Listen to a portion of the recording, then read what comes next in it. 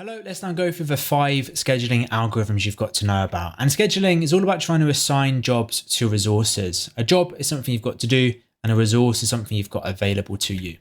And the main use of this in computer science is when the OS is determining when different processors get access to the processor.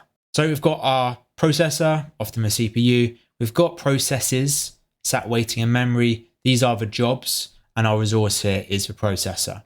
And the OS will have to employ a scheduling algorithm to decide which job is done when.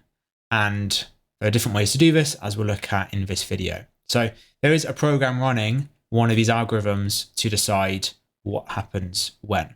Most of the time we are thinking about this in terms of the CPU, but we also can have scheduling used elsewhere. Especially when lots of programs are running, the OS will also have to determine things like the order in which different storage requests are handled. If 2 programs are both trying to save data to the hard drive at once, the hard drive can only handle one thing at a time. Therefore, the OS decides which one goes first. Especially in a big school or a big office, there might be loads of different print jobs being sent at one time. Again, the OS has to decide whether some are more important than others. Network devices like routers or switches have to decide which packets to prioritize. And of course, in real life, we have things like parcels getting delivered. That is a scheduling problem. So the 5 algorithms we're going to look at could all be used for these tasks, perhaps with some modification.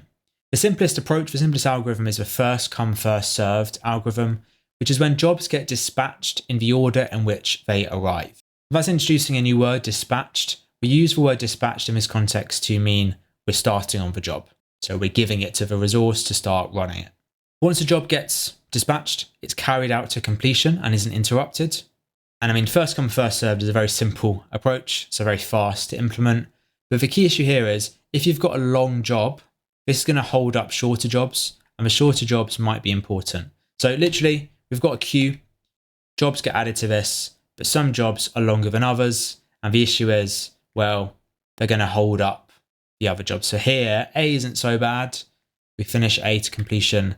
The time that B gets executed, C and D have got to wait a long time. And if they are important, our computer is going to feel quite slow.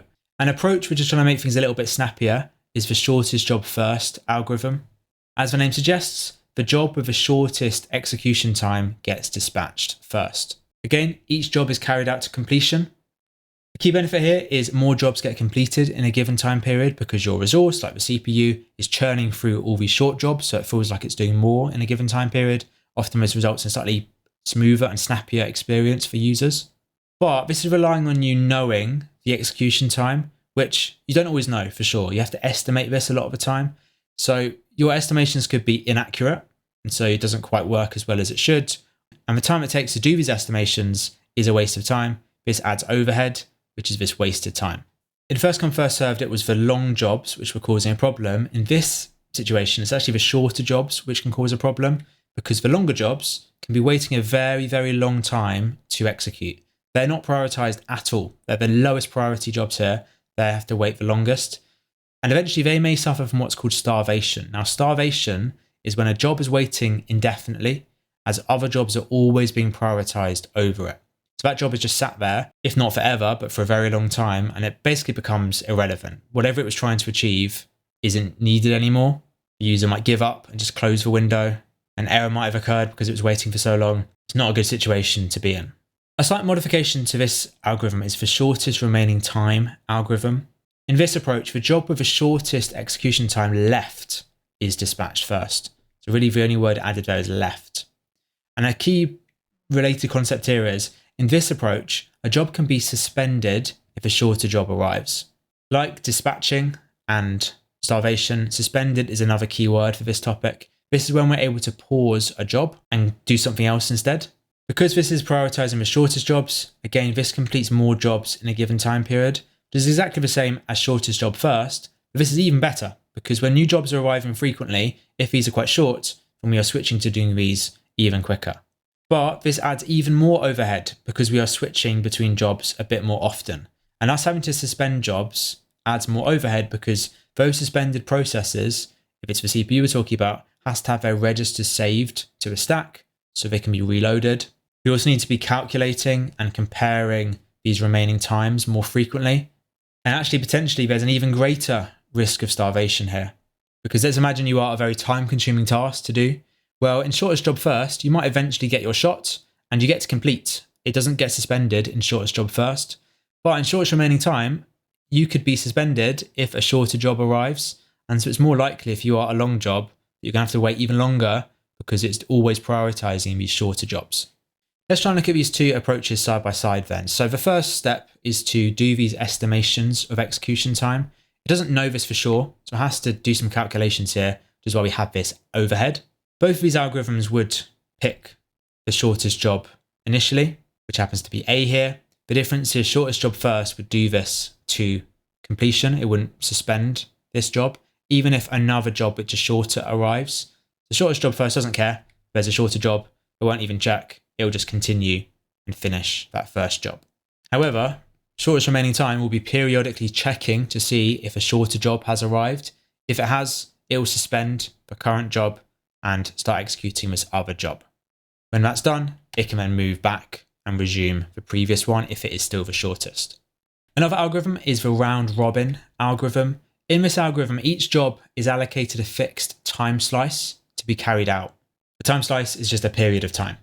If it is not completed in that time, this job gets suspended and the next job in the queue will be dispatched. And this is trying to get around the issue of starvation and the lack of fairness potentially in the previous algorithms, because this enables an equal share of a resource between all these different jobs.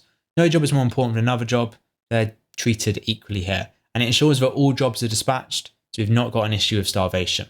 A drawback is often this time slice is quite small, and so we are frequently switching between these jobs. And we've got a similar overhead to what I talked about before. We're having to save registers and then resume these registers. It takes a bit of time. To look at this more visually, if we are talking about the CPU, then we've got these jobs sat waiting in memory and it's in a queue. So really this is a modified version of first come, first served. E got in first here, therefore it's at the front of the queue. Unlike first come, first served, despite E being dispatched first, E may not be executed to completion because if it takes longer than its allocated time slice, it has to go to the back of the queue and the next job gets dispatched. D looks quite short, so this might finish in time. You then look at C. C might need a couple of time slices here, and we go round in this queue until all of these jobs finish. The last scheduling algorithm is the multi-level feedback queues approach. This is where multiple different priority queues get created. And a priority queue is a modification of a normal queue where the jobs are ordered by priority. So the highest priority job is at the front of the queue. That's the job which is done first. Because we've got multiple different queues, each queue itself has a different priority. So the first job in the highest priority queue is executed as dispatched first. And this is the first approach so far where we've actually taken priority into account. Priority is how important the job is, or at least based on the opinion of the OS. And priorities can shift, and so this approach allows jobs to move between the queues as priorities do change. It might get moved because it's taking too long, and so it might get demoted into a lower priority queue. This is just trying to avoid the hold up we have with things like first come, first served. And to try and avoid starvation, if a job has been kept waiting for a long time, it might get promoted up the queues so that it can be run sooner. So the key benefit of multi-level feedback queues is we are allowing the priority of a job to be taken into consideration. The key issue here is it's increasing the overhead involved because there's a lot of work here to first of all determine the priorities, but also to move jobs between these queues. And because we are able to suspend jobs here, we've got the same sort of overhead with having to save registers and reload registers. So let's have a look at this in diagram form. Here I've just got 3 priority queues. A CPU might have a few more, but the first job is to take the waiting jobs in memory and decide where these should go. So what are their priorities? Where do they sit in these queues? Which takes a bit of processing. That's part of this overhead. Well, which job do you want to be here? Which job gets dispatched first? Well, it's going to be B because B is at the front of the highest priority queue. So that's the first job to run here.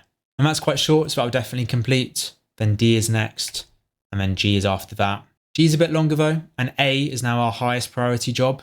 So you might decide to suspend G after a little bit of time and promote A into the highest priority queue. And to try and avoid E starving, you might promote it into the middle priority queue so it's going to run a little bit sooner. You then dispatch A, you might run it for a little bit and effectively swap it with C, and so on and so on. So we are taking priorities into account. There's a lot more swapping around which does add this overhead.